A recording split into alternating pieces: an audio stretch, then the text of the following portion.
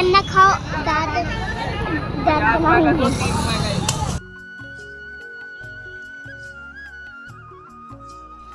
Hello guys, welcome my new blog video में स्वागत है आप सभी का। सबसे पहले मैं बता दूं कि आज है देवोत्थान एकादशी। जो मेरा ब्लॉग बन रहा है वो बन रहा है देवोत्थान एकादशी के दिन मैं अपने घर जा रही थी, तो उसी रास्ते में ये पड़ रहा था मार्केट। और मार्केट में इतने सारे लोग गन्ना, वाह वाह क्या बात है, मीठा गन्ना हमारे यहाँ का त्यौहार होता है ना। कहते हैं कि विष्णु भगवान 4 महीने की नींद से जागते हैं। जो कार्तिक मास में एकादशी पड़ती है उसी दिन विष्णु भगवान अपनी नींद से जागते हैं, और फिर उसके बाद में शुभ लग्न शुभ मुहूर्त जितने भी काम शादी ब्याह मुंडन छेदन होते हैं वो सब शुरू हो जाते हैं।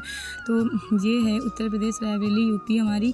तो यूपी में जो ये मार्केट पड़ती है हमारी महाराजगंज की, हम अपने गांव जा रहे थे उसी रास्ते में मार्केट पड़ती है। तो यहाँ देखा लोगों ने बहुत सारे गन्ने की खरीदारी कर रहे हैं, और जिसको देखो वो अपने हाथ में गन्ना वन्ना लिए है।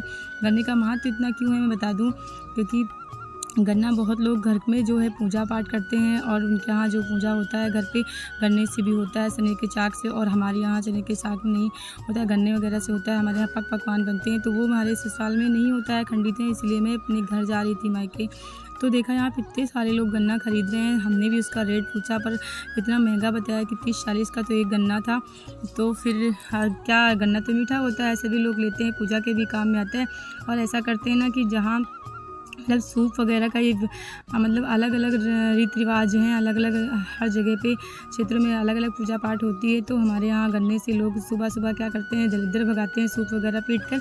कितना कितना कैसी है भारत की संस्कृति है यहाँ। मतलब सूप बजाने से दरिद्र भाग जाते हैं घर के और पूजा करते हैं। कहते हैं कि विष्णु भगवान नींद से हमें सोए हुए होते हैं ना, तो उनको ढोल और नगाड़े और शंख की धुन से जगाया जाता है। और यहाँ कुछ नहीं होता है तो लोग सूप ही पीटते हैं, सूप से ही अपने घर के दरिद्र भगाते हैं।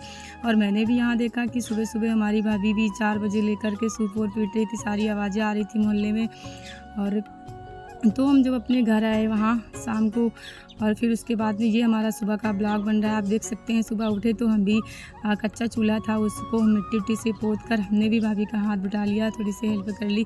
तो आप देख सकते हैं हम जो हमारा चूल्हा था उसको मिट्टी से पोत रहे हैं। वाह क्या बात है, कितनी प्यारी खुशबू आती है चूल्हे की। चूल्हे के जो खाना बनता है और चूल्हे की मिट्टी से जो मिट्टी से पोतो ना, तो उसकी बहुत सुंदर खुशबू आती है। और फिर उसके बाद में बच्चे सारे सुबह सुबह उठकर सब पढ़ रहे थे अपनी अपनी तरफ से, सिर्फ मोबाइल लेकर भी कोई पढ़ रहा था, कोई काम लिख रहा। तो बहुत अच्छा जो है गांव में जो होता है ना सुबह, बहुत प्यारी प्यारी यहाँ की सुबह होती है।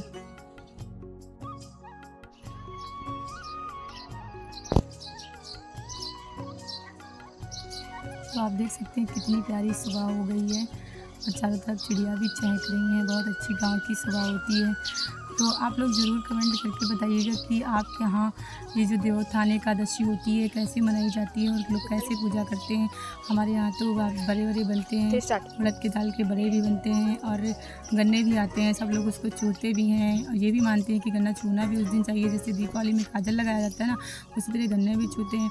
तो सुबह सुबह मैं छत के ऊपर आ जाती हूँ, फिर करती हूँ मैं थोड़ा सा योग प्रणाम करती हूँ, और उसके बाद में फिर मैं जाऊंगी खेत, क्योंकि वहाँ जो खेतों पे आजकल काम है बहुत ज़्यादा चल रहा है। तो सूरज निकलते निकलते मैं आ जाती हूँ खेत, बस थोड़ी सी हेल्प कराने के लिए। मैं भी देख लेती हूँ कि खेत पर हो क्या रहा है। तो यहाँ देखा धान तो पूरे कट चुके थे, कुछ मशीन से कटे थे और कुछ हाथ से कटे थे। हमारे नवंबर का महीना है, हल्की पूरे की धुंध, और सूरज भगवान बहुत प्यारे लाल माली लेकर निकले हैं। तो क्या टेक्नोलॉजी निकाली है हमारे भैया ने, वहाँ खेत पर पंखा कूलर जो है ना उसको रख करके तार बहुत दूर से खींच करके, तो ऐसा उसको धान को परती लगाना है ना, परती से वो साफ़ हो जाएंगे धान। उसको हाथ से नहीं हवा देनी पड़ेगी, और इसी पंखे से सारे धान साफ़ कर ले भैया ने बहुत मेहनत करके। क्योंकि आजकल बहुत ज़्यादा काम होता है खेतों में। जैसे ही धान कट जाएंगे फिर गेहूं की बुआई होगी। और सुबह सुबह दीदी भी हमारी देखिए लग गई हैं काम करने में, मदद कर रही हैं। वो भी आई हमारी बड़ी दीदी।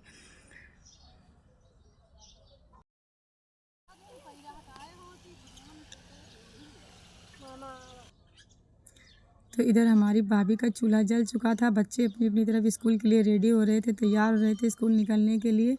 तो हमारी भाभी बना रही है, क्या बात है, बहुत अच्छी बहुत प्यारी सी खुशबू आ रही है, नए चावल की खुशबू आ रही है, खाना बन रहा है।